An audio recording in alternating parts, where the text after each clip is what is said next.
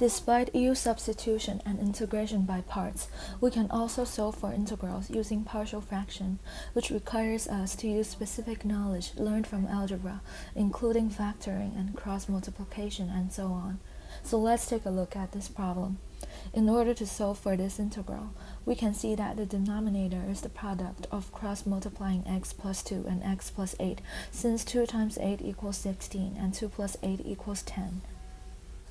Therefore, the original problem can be rewritten as a over x plus 2 plus b over x plus 8. In order to sum them up, the denominators should be the same. So we multiply 8 by the denominator under b, which is x plus 8. And we did pretty much the same thing to b, and we're left with this equation. So for this equation, and we now have a system of two other equations, in which ax plus bx equals 0 and 8a plus 2b equals 6. From equation 1, we know that b equals to negative a, so equation 2 can be rewritten as 8a minus 2a equals 6. So for a, when we know that a equals 1 while b equals negative 1.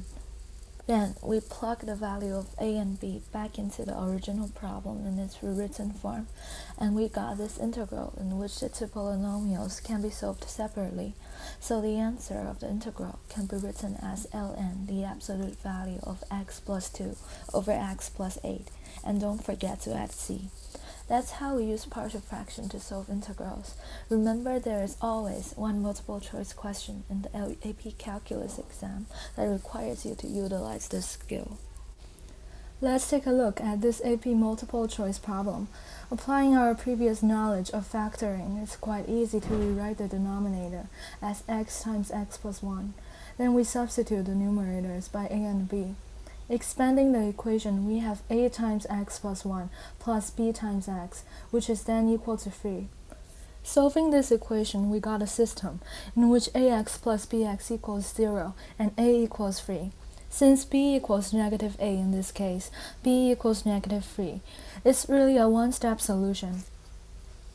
Once we have the values of a and b, plug them back in, we can find the original integral equals to 3 over x minus 3 over x plus 1. The next step is to find the antiderivative of the integral, which is just 3 ln the absolute value of x minus 3 ln the absolute value of x plus 1 plus c, which is further equals to 3 times ln the absolute value of x over x plus 1 plus c. So the answer of this multiple choice problem should be D.